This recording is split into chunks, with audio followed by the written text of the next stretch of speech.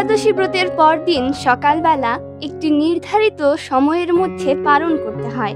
ব্যাপারটি আমরা প্রায় সকলেই জানি, কিন্তু কিভাবে নির্ধারণ করা হয় পালনের এই সময়, আজ আলোচনা করছি সেই বিষয়ে। তবে তার আগে জেনে নিই পালন কি এবং কেন। পালন বা পালনা শব্দের আভিধানিক অর্থ হচ্ছে ব্রত পালন বা উপবাসের পর প্রথম ভোজন, অর্থাৎ পালন হচ্ছে উপবাস শেষে নির্দিষ্ট সময়ে ভোজনের মাধ্যমে ব্রত সমাপ্ত করা। ব্রহ্মবৈবর্ত পুরাণে পালনকে বলা হয়েছে উপবাসাঙ্গ। যেহেতু পালন উপবাসের অঙ্গ, তাই পালন না করলে ব্রত অসম্পূর্ণ ও ত্রুটিপূর্ণ থেকে যায়। কূর্ম পুরাণে বলা হয়েছে একাদশীতে উপবাস পূর্বক দ্বাদশীতে পালন করতে হবে। শ্রীমদ্ ভাগবতে অম্বরীশ মহারাজের উক্তিতেও আমরা দেখতে পাই পালন না করলে দোষ বা অপরাধ হয়। আমরা কিভাবে নির্ণয় করব একাদশীর পালনের সময়? এজন্য আমাদের অবশ্যই তিথি এবং সূর্যোদয় সূর্যাস্তের বিচার করতে হবে। প্রথমত, পালনের সময় শুরু হবে দ্বাদশীর দিন সূর্য উদয়ের পর, অর্থাৎ যদি সকাল 6:10 সময় সূর্যোদয় হয়, তাহলে পালনের সময় শুরু হবে 6:10 থেকে। দ্বিতীয়ত, দিনমানের 3 ভাগের 1 ভাগ সময়ের মধ্যে পালন করতে হবে। দিনমান বলতে বোঝায় সূর্যোদয় থেকে সূর্যাস্ত পর্যন্ত সময়। ধরুন সূর্যোদয় সকাল 5:53 এবং সূর্যাস্ত সন্ধ্যা 6:23, তাহলে দিনমান 12 ঘন্টা 30 মিনিট।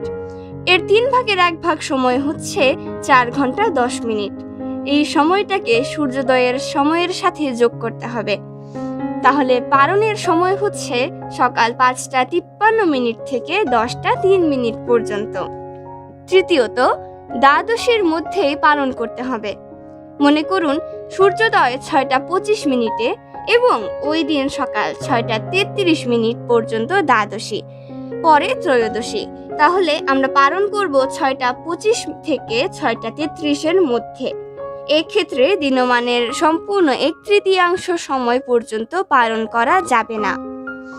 চতুর্থত, দ্বাদশীর প্রথম 1/4 সময়ে পালন করা যাবে না। বিষ্ণু ধর্মোত্তরে দ্বাদশীর প্রথম অংশকে হরিবাসর বলে সংজ্ঞায়িত করা হয়েছে। তাই দ্বাদশীর 25% ভাগ সময় অতিক্রান্ত না হলে পালন করা উচিত নয়। মনে করুন শুদ্ধা একাদশীর পর দ্বাদশী তিথি শুরু হয় রাত 3:30 এবং শেষ হয় পরদিন রাত 2:30। তাহলে দ্বাদশীর মোট সময় হচ্ছে 23 ঘন্টা। এর 4 ভাগের 1 ভাগ সময় 5 ঘন্টা 45 মিনিট। সুতরাং দ্বাদশীর প্রথম ভাগ হচ্ছে রাত 3:30 যোগ 5 ঘন্টা 45 মিনিট, অর্থাৎ সকাল 9:15 পর্যন্ত। তাহলে পালন করতে হবে দ্বাদশীর দিন সকাল 9:15 পরে এবং দিনমানের 3 ভাগের 1 ভাগ সময়ের মধ্যে।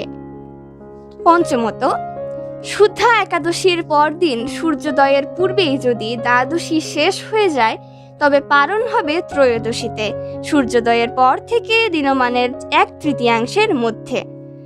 ষষ্ঠত, দ্বাদশী তিথির 1/4 সময় যদি পরদিন দিনমানের 1/3 অতিক্রম করে, তবে সেক্ষেত্রেও সূর্যোদয়ের পর থেকে দিনমানের 1/3 মধ্যে পালন করতে হবে। আমরা এতক্ষণ আলোচনা করলাম শুদ্ধা একাদশীর পালন প্রসঙ্গে, কিন্তু যখন আমরা একাদশীর পরিবর্তে মহাদ্বাদশী পালন করব, তখন ত্রয়োদশীতে পালন করতে হবে। হরিভক্তি বিলাসে বলা হয়েছে ত্রয়োদশীতে পালন করতে নেই, কিন্তু ভগবানের আদেশ নিবন্ধন মহাদ্বাদশী রূপ বৈষ্ণব ব্রতে ত্রয়োদশীতে পালন বিহিত। তবে বেঞ্জুলি মহাদ্বাদশীর ক্ষেত্রে ত্রয়োদশীতে পালন করা যাবে না।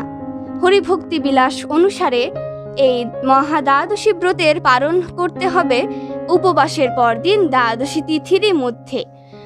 মহাদ্বাদশীর পালন সম্পর্কে হরিভক্তি বিলাসে বলা হয়েছে, উপবাস দিবসের নক্ষত্র ও তিথি বর্ধিত হয়ে পালন দিনে কিঞ্চিত থাকলে তিথির আধিক্য স্থলে নক্ষত্রের শেষে পালন করবে এবং নক্ষত্রের আধিক্যস্থলে তিথির মধ্যে পারণ কর্তব্য।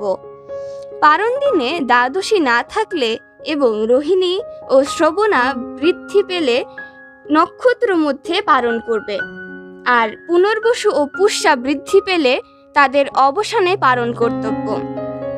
স্কন্দ পুরাণের উদ্ধৃতি দিয়ে হরিভক্তি বিলাসে বলা হয়েছে, যে সকল তিথি নক্ষত্র যোগে পবিত্র বলে অভিহিত তাদের নক্ষত্র শেষে পারণ করতে হয়, কিন্তু রোহিণী ও শ্রবণার ক্ষেত্রে নক্ষত্র মধ্যে পারণ কর্তব্য।